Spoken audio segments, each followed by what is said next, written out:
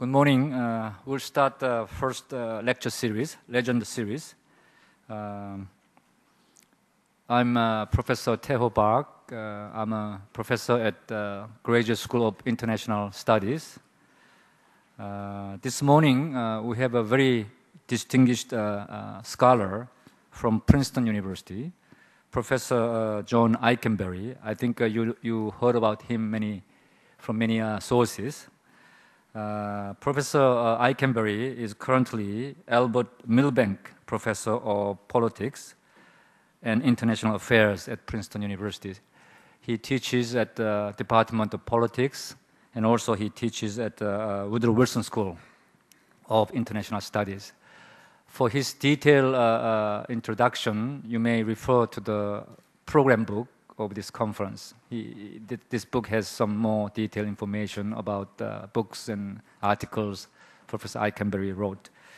Well, this morning we are given 50 minutes for this lecture.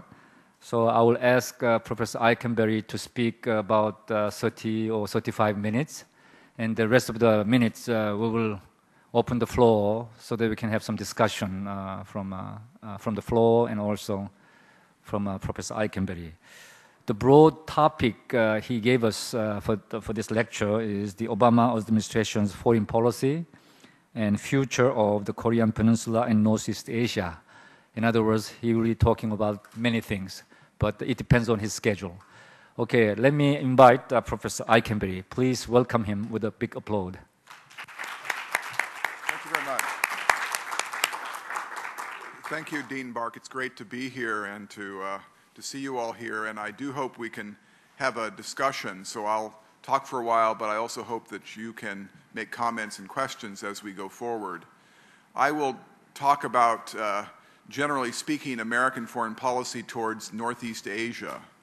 I'll talk first about the crisis on the Korean Peninsula with North Korea and the issue of denuclearization, the six-party talks, and the difficult issue that we have before us on the question of nuclear weapons and North Korea. And then talk a little bit about the broader picture, both in the region and Obama foreign policy. It is a period now, it was 1 year ago last night that President Obama celebrated his victory in the general election. And so we already have commentators who are asking, how's he doing? You know, what is the success and failure so far of Obama foreign policy? What is Obama foreign policy? There was a lot of excitement. What happens now that the hard work is before us? So I want to raise those issues and give you some of my ideas on Obama. I will start by just putting my cards on the table. I voted for him, and I've spent a lot of time thinking about American policy towards Asia and towards Korea and Japan and China, and so I'm very much interested in how the United States and East Asia interact, and both the historical record and the future as we go forward. Let me start with the issue of North Korea and the stalled talks that currently exist between the 5 countries and North Korea. The bottom line, I think, is that North Korea crisis continues and there is no solution in sight. This looks like it's going to be a very long, protracted period of stalemate and probably failed sporadic negotiations. The North Korea has several nuclear weapons. They are continuing to enrich. They are most likely, if there aren't negotiations, to continue to test and to do things that will, in one way or another, create additional anxiety and crisis on the peninsula and beyond. It looks to me, and I think to a lot of Americans, as if North Korea, Pyongyang, really wants to be recognized as a nuclear state to, in effect, start negotiations from a fact that they are a nuclear power, and all future negotiations will start with that understanding.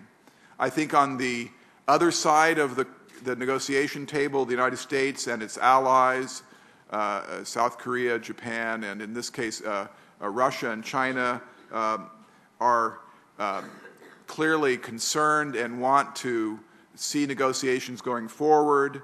But I do think on the American side there's a sense that there's very little that you can do now. And I increasingly hear the term strategic patience as the operative term, that yes, we have a new administration that would like to negotiate, but we will not negotiate on the basis of a fact of North Korean nuclear weapons, but rather on the implementation of the October 2005 joint declaration, which was the important, really watershed document in this most recent phase, indicating that there would be negotiations leading to the ultimate denuclearization of the peninsula. The allies also are very much wanting to keep pressure on North Korea to get China to do more. And one of the great questions I have as a scholar is why China has not been able to fully leverage its power to get North Korea to step back from their nuclear programs. The specific issue today in American press about the Obama administration in North Korea is the question of whether the American negotiator, Mr. Bosworth, will make a trip to Pyongyang. And remember that the American position is we won't go unless there is a recognition on the part of Pyongyang that they will be meeting to talk about implementation of the denuclearization agreement. I think in the end, Bosworth will go, even without that recognition by Pyongyang. That in the end, the calculation will be that it's worth going to assess what the intentions are of North Korea, even if they haven't in advance said that we are going to re-engage the six-party talks with the purpose of implementing the 2005 declaration. So we will probably compromise and go forward with a bilateral dialogue between the U.S. and Pyongyang in the context of six-party talks. Now, the U.S. position that the Obama administration inherits, and I think embraces, goes back to the period before Bush, to the late Clinton period and the so-called Perry Commission, which was really the basic strategic view of how to resolve the crisis with North Korea, which really laid out a roadmap for normalization with the North based on nuclear disarmament. Step by step, reciprocal, and yes, something that the Bush administration resisted, direct negotiations and security guarantees. Everybody I talk to who has had direct contact through track 2 diplomacy with Pyongyang gets the sense of real anxiety and insecurity in the North. That there's a lot of bluster, but there's a lot of insecurity, and true insecurity about their position, and that security guarantees and a final settlement, if you will, of the end of the Korean War, where there's not been a peace settlement yet, would have to entail those kind of security guarantees, and they would have to come from Washington. But the Perry Commission gave this vision of normalization in exchange for concessions by the North, and a kind of grand bargain, a bargain where there would be a path to normalization, progress on bilateral and multilateral economic and technical assistance, replacing the Korean War armistice with peace agreement, energy assistance, bilateral and multilateral security guarantees, and the lifting of all sanctions. That would be the package on the proposal, on the table. Now, the Obama administration, I think, has embraced this general strategic vision, builds on it, and has its own kind of special twist in that Obama, in his inaugural address, made the famous statement that we will reach out our hand if you will unclench your fist.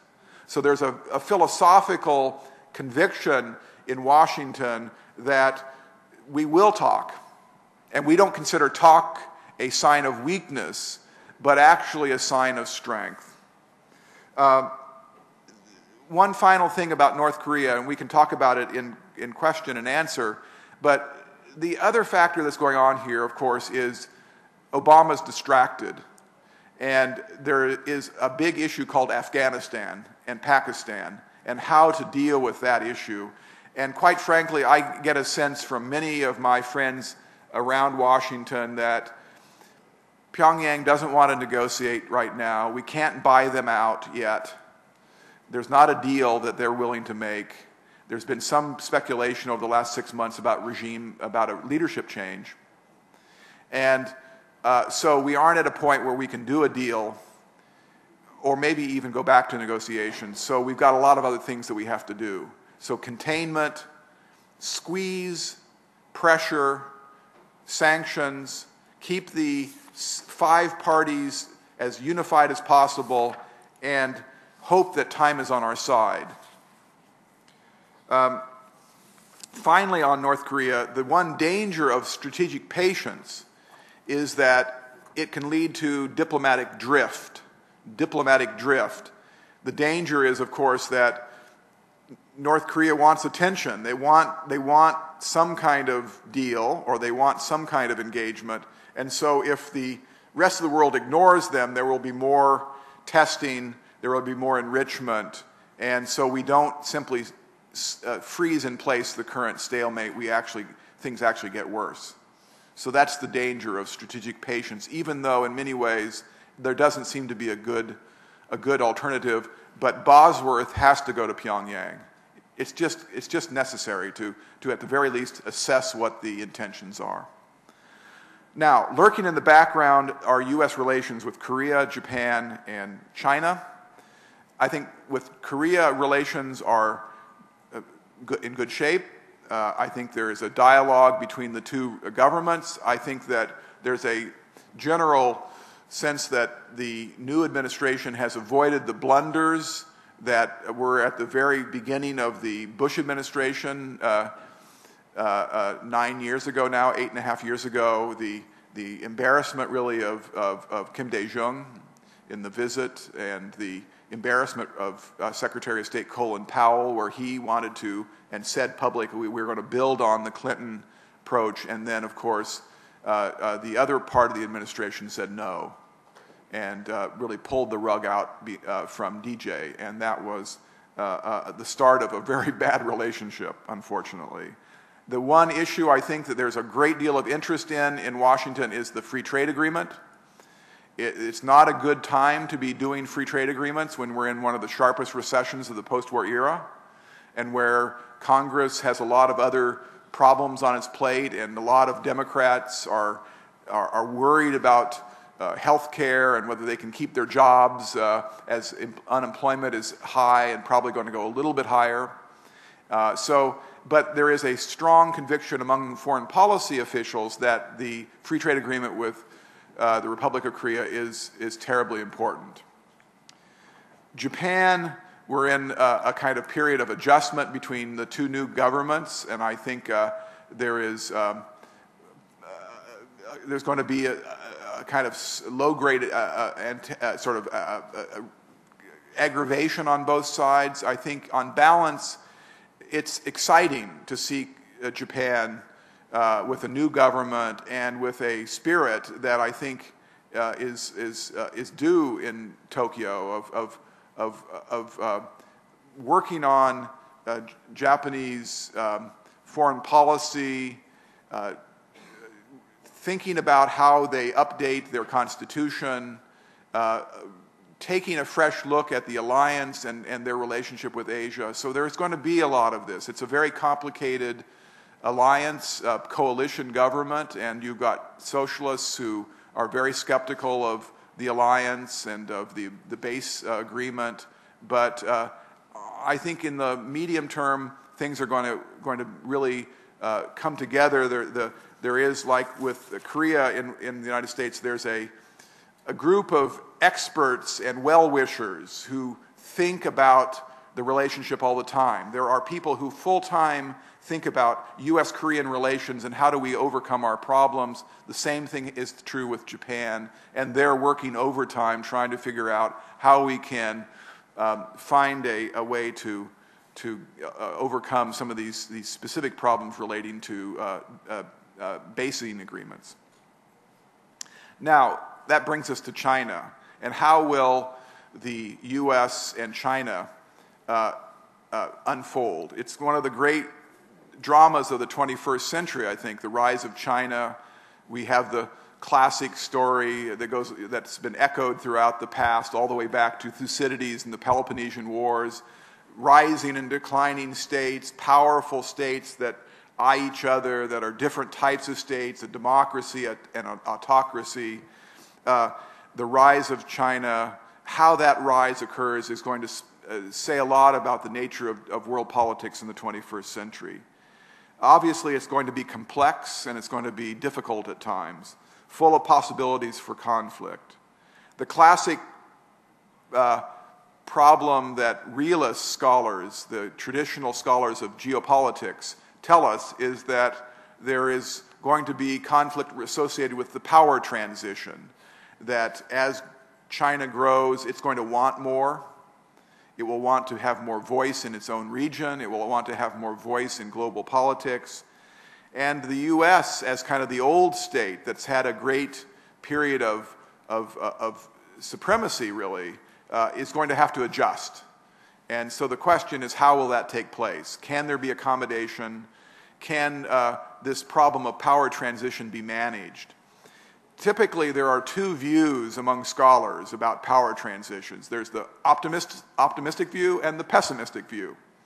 The pessimistic view, which does read Thucydides and the other great classic case of the rise of Germany and the World War I, say, listen, it's going to be bad news. Two things inevitably happen when a rising new superpower meets an old superpower. Two things happen. One is the new rising superpower is going to want to reorganize the world to reflect its new power. It wants to have more voice. It wants to have more of a role. And secondly, the old superpower is going to feel threatened because it's going to feel like it's losing its position.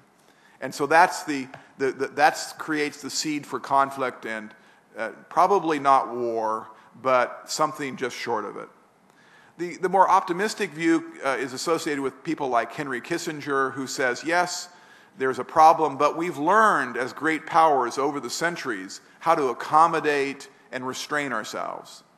And so the kind of moderate realist internationalism that is still in the center of American foreign policy leads you to think that there can be accommodations along the way. But a drama will unfold. And the drama will be compounded by other subplots and storylines that attend this great theater. The other storyline, of course, is Japan trying to figure out its identity. Some Japanese scholars, old friends of mine, suggest that this is kind of never-ending in Japan, asking the question, who are we? Are we in Asia, but who are we in terms of our identity? And of course, the layering complexity upon that after World War II and the question of the peace constitution and the role of Japan as a great power. But as Japan normalizes, that interacts with the rise of China to create all sorts of uncertainties and complexities. And you add to that some ambiguity about America's position in the region, and you've got the stuff of potential conflict. So one thing that clearly is in front of us is the potential for conflict between the U.S. and China over power transition. But there's a second aspect of that relationship which is just beginning to emerge, and it's quite exciting actually, and that is that the two countries are increasingly seeing that they are partners in a certain way in the face of rising global issues. The global issues agenda, it's something that is part of Asia more generally and part of this conference, namely Korea emerging as a middle power and increasingly a global Asia is a kind of label to define Korea playing a more international role on all sorts of things, economic, political, security. Well, the U.S. and China have a global agenda as well, and it's driven in the first instance by the new realities of economic interdependence.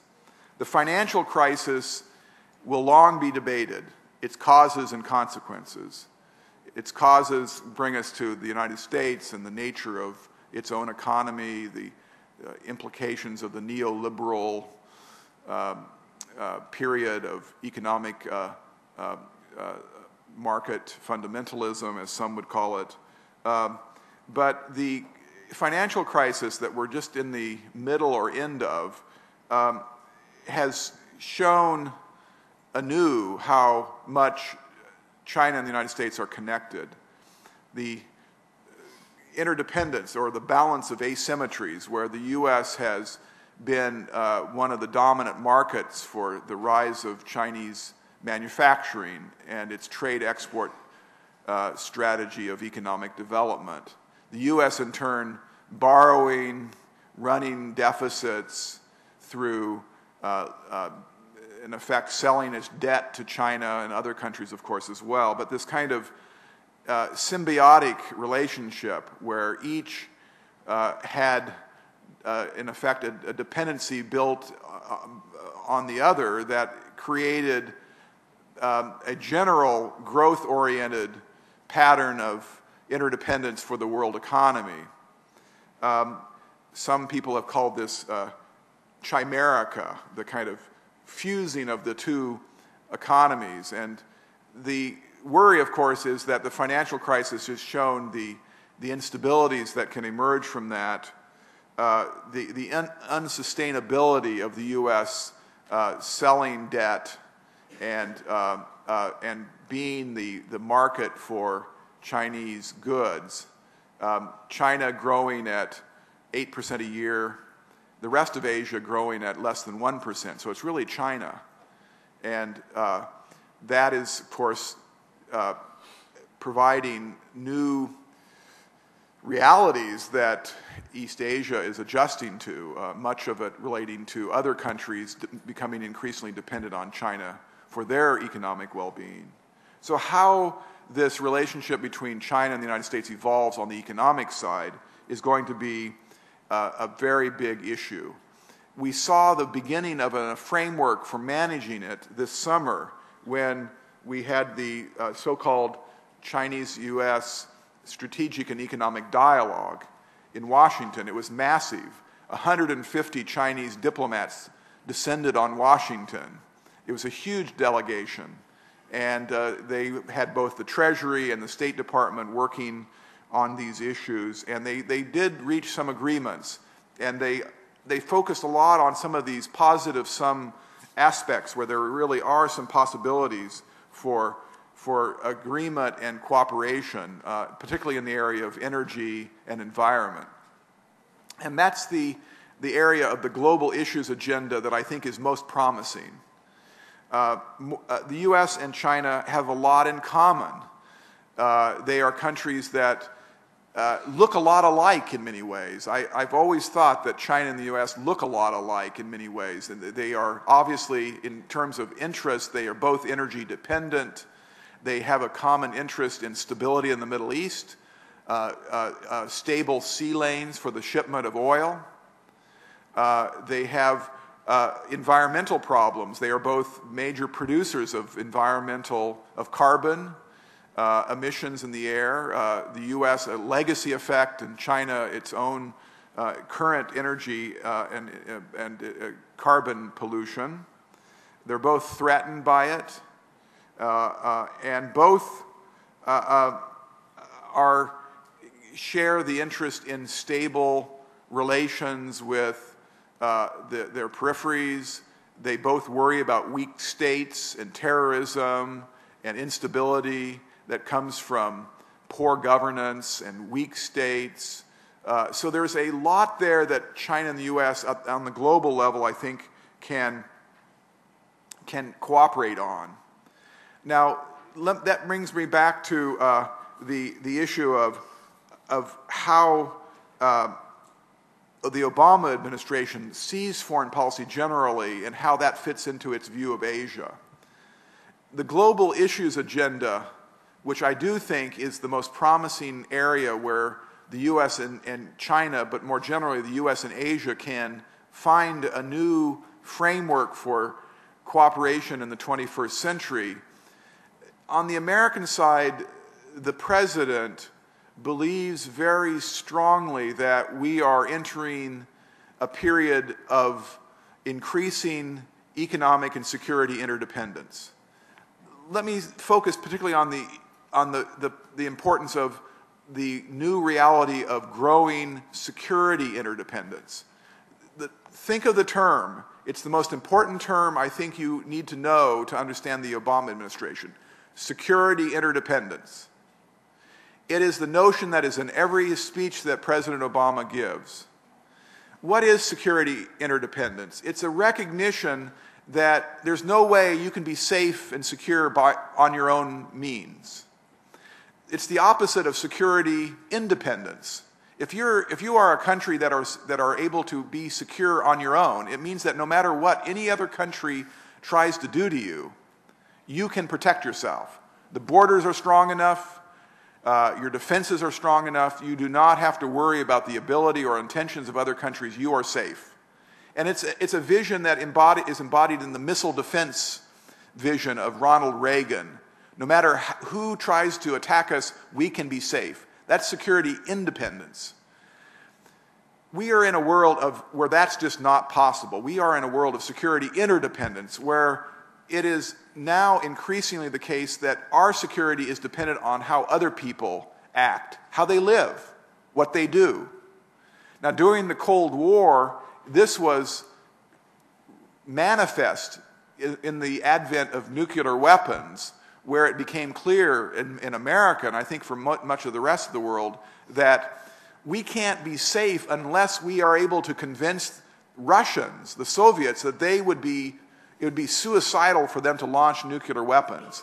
That's where the notion of security interdependence really became a global phenomenon, that you are only safe to the extent to which you can convince the people in the Kremlin that they should restrain themselves. But that is a simplistic situation compared to the security interdependence of the current age. Increasingly, it's not powerful states with nuclear weapons.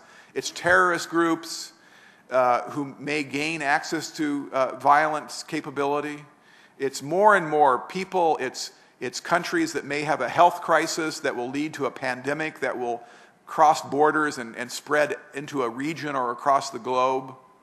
It's environmental damage that can spread and hurt the prospects of clean air for your children, even though the pollution comes from some other country.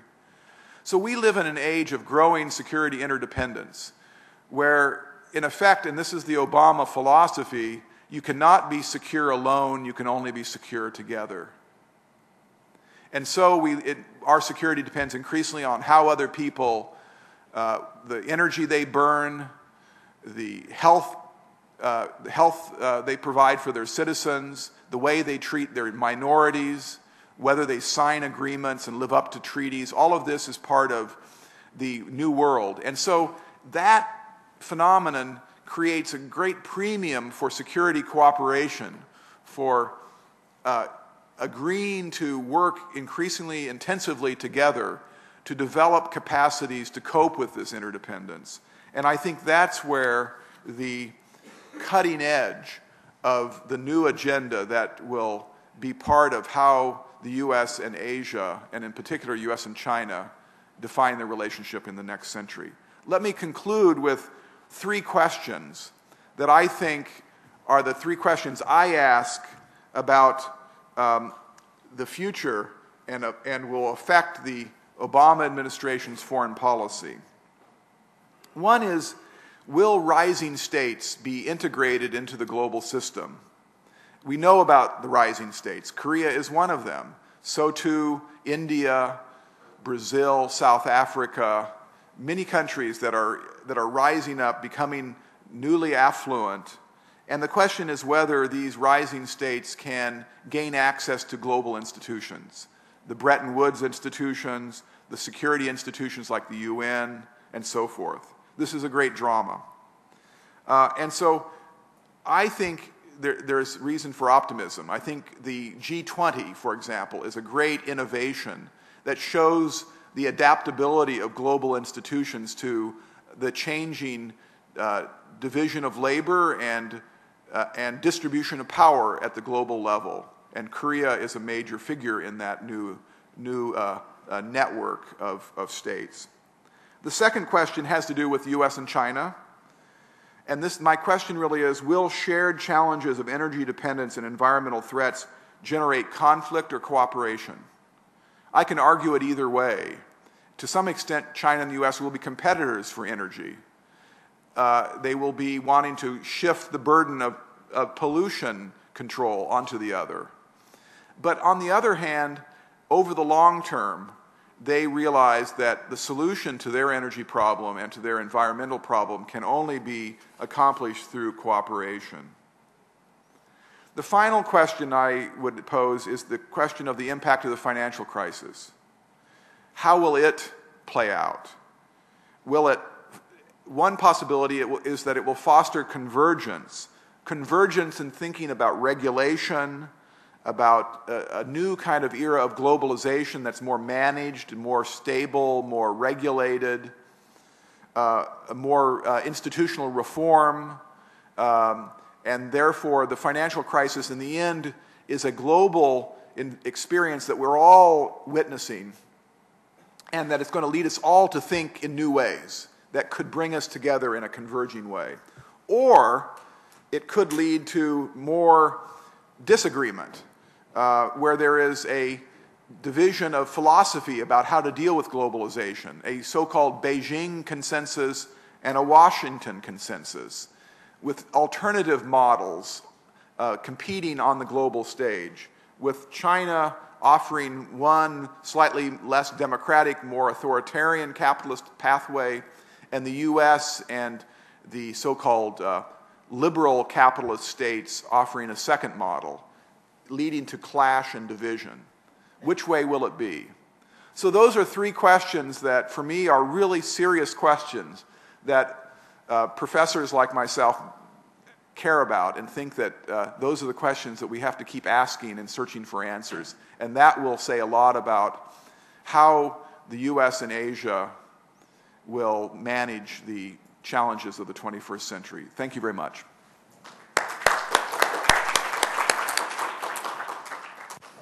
Thank you, Professor Eikenberry, for your very interesting and comprehensive lecture. In the end, he raised 3 basic questions. This is ongoing questions we are all facing, rather than you are asking the audience to.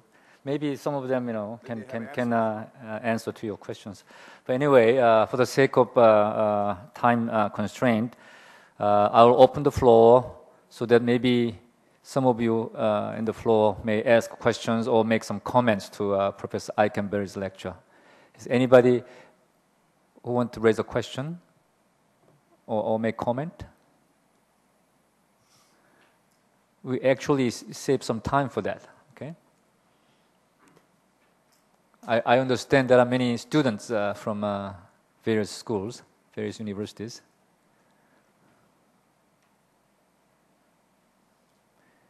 Professor Eikenberry touched upon many interesting issues, Korea, US and North Korea issues, and bilateral issues with the United States and 3 Northeast Asian countries. and also he's talking about more global issues. Anybody who want to ask questions? Don't be shy. Yes, please. Please briefly identify yourself and also be brief. Thank you very much. Andrew Newton, American. Professor Eikenberry, with the rising interest of China, both in terms of natural resources globally and its rising or emerging military power and economic power, how do you think the United States should approach China in this century? Well, this is one of the great questions, and there is as I said before, there's a kind of difficult road ahead for U.S.-China relations. It's a mixed bag. There's a great deal of concern. China's military spending is going to continue to grow, and they're going to be able to project power further beyond their borders, and it's going to raise all sorts of issues about naval engagements and the distribution of power in the region. It's going to put questions before alliances. The U.S.-Korean alliance, the U.S.-Japan alliance will have to continue to update their thinking about how they respond to a growing Chinese military capability. So there's going to be a lot of thinking going on, I think, that will and a debate going on at how one copes with the rising Chinese military power. I think that the central idea that will motivate the Obama administration is really the idea of strategic reassurance. The Deputy Secretary of State, James Steinberg, has made it a kind of concept that he's put before the public in his speeches on U.S.-Chinese relations, that we do know that countries can threaten each other inadvertently, that countries think they're simply doing defensive things. They're trying to be good defensive countries. They have their own military. They have a budget. They have a sense of security needs, and they go about their business. But the impact of that military spending creates insecurity on the other side. And so we are confronted with how do we convey to each other that what we have in mind is simply stability and peace, and not a kind of more radical, aggressive agenda for changing the status quo. And so that leads us to, how do we develop reassurance? How do we develop mechanisms to communicate our real intentions and to convey a sense of restraint? So strategic reassurance, I think it leads in several different directions. First of all, it certainly leads to ongoing dialogues between heads of state. We've already seen that established. That will be a major thing. President Obama will be coming to the region soon for APEC, and so there will be in Singapore, I guess ASEAN. So there will be an opportunity for once again for the leaders to talk to each other. It also means mill-to-mill dialogues between the two military powers.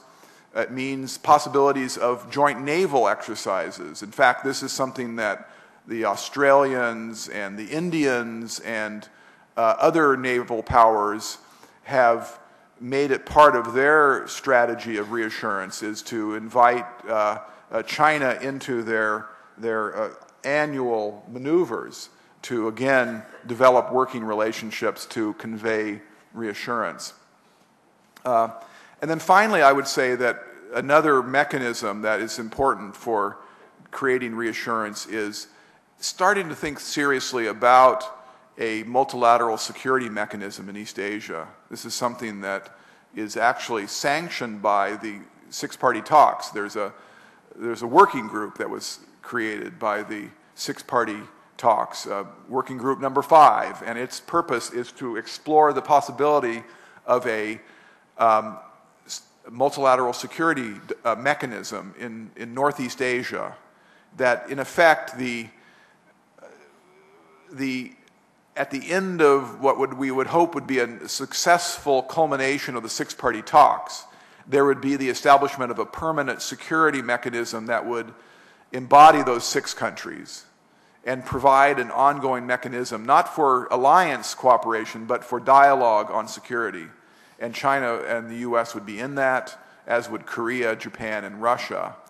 So those are some things that I think serious diplomats are thinking about, very important for creating a framework, really, for reassurance and signaling restraint in a period where it's going to be very difficult to do so. Okay, any other question or comment? Yes, over there.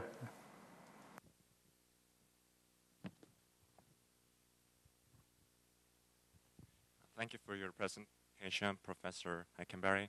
And I'm majoring in political science at Korea University. And actually, I took a class about North Korean nuclear crisis last semester. And one thing that I could not understand was, why the Washington is keep refusing to guarantee a written security pact to North Korea when North Korea is keep asking it. And I guess if Washington gives that treaty, I guess it's gonna help a lot to discourage North Korea from obtaining nuclear program. And why do you think it happens? Well, I think that's a great question, and I tried to address a little bit of that in my presentation. I do think that the settlement of issues with North Korea will ultimately have to include a security guarantee, a written security guarantee. Pyongyang cares a lot about this, and there was just a track 2 dialogue in California between North Korean officials and American non-government officials, former ambassadors to Korea, diplomats. It's a very all-star, high-level dialogue. And just this morning I was reading the report by one of the participants, and the clear message that the North Koreans were giving is this sense of indirectly giving. They didn't say this, they just felt this sense of insecurity, that this is something that clearly is partly driving their nuclear program, and that the way you have to in the end make it clear that we call it negative security guarantees. We promise we won't invade you. That is what ultimately is the nature of the guarantee, along with, as I said, in a kind of statement of what all the pieces on the table have to be, which would include, of course, ending sanctions and economic and technical assistance and so forth, energy. You would have to get to the point where North Korea felt that they would be more secure without nuclear weapons than with them. I think that day will come. But it will have to be, these guarantees will have to be part of it. It's worth remembering that when the framework agreement in the 1990s was finally signed by Pyongyang, they wanted a written letter from President Clinton. And of course, President Clinton wasn't there at the time, but there was a demand that we will not sign the agreement unless we get a letter from the President of the United States. Now, any good constitutional lawyer will know that letter has no significance in legal terms, because ultimately Congress is the arbiter of the agreement, and anything the President says is only contingent on Congress. But the North Koreans wanted that letter. They wanted to see a signature. They wanted the symbolic importance that the American president was saying, this is what I'm committing to. So in some sense, it's the political symbolic value of the written letter as much as the technicalities of what's in the letter. that's always struck me as something that is going to have to be replicated at the next phase if we do get to a point of a settlement, which would include denuclearization in exchange for normalization and guarantees. And I do think that those guarantees, we already know that American leaders can get to that level, can get to those guarantees. They're not off the table, shall we say, but they will occur at the very end of the process. So anyway, I can say more about that, but that's the key point. Okay, before we close, let me ask one question to you. Is it okay? Yes, absolutely. Well, last month, 3 leaders of Japan, China, Korea met in Beijing, and they talk about many things. But one thing they agreed upon is to study together about the possibility of forming kind of integration. It can be expanded into, East Asian integration, especially new Prime Minister of Japan, Hatoyama, says that, we want to do that. He emphasized on East Asian community. And Japan so far never talk about, economic integration or FTA, including China. But at this time, it's okay. I mean, Hatoyama says that we want to accept also China as a member for discussion and ultimately for the member of the integration. How would you predict whether this kind of movement can be working into the real East Asian integration? And if that's so, how U.S. will consider this movement? Is it constructive, or could you? Yeah, this is a good question, and I've been really curious about this. And it says in America, there's a lot of discussion. Well, what does Hatoyama have in mind? Is this some kind of new attempt to differentiate China's role in the region from its relationship with the United States?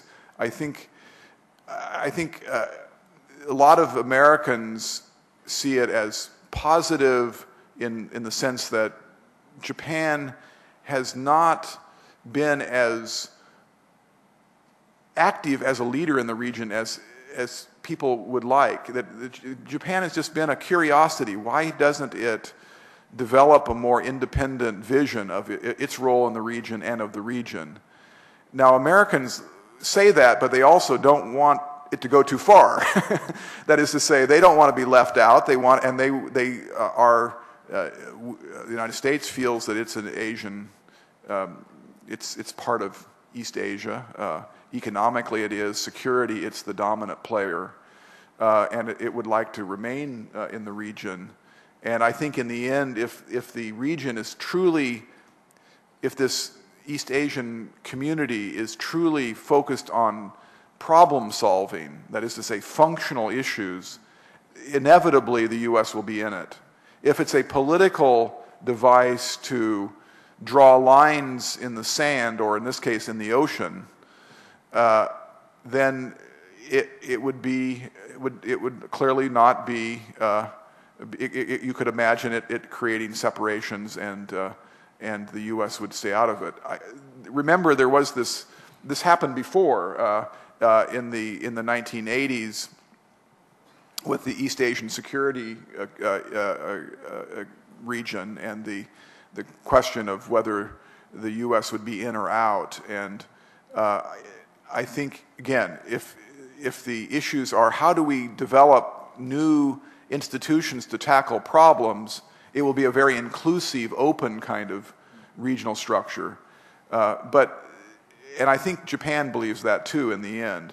But Japan is to be encouraged, I think, to have an independent foreign policy and to be engaging China. I think a world with a stronger, more vocal Japan, the second largest economy in the world, with its devotion to the United Nations and with its anti-nuclear foreign policy, more Japan is good. We want that kind of Japan because it's a Japan that is very different from past embodiments of Japanese great power, and it's a leadership position that creates more public goods rather than more public bads. Thank you very much. I don't want to, as a moderator, I don't want to make any conclusion, but we had a very excellent, comprehensive lectures from Professor Eikenberry. I'd like to conclude the first part of this legendary lecture series. Why don't you join me to thank Professor Eikenberry for his excellent lecture. Thank you very much.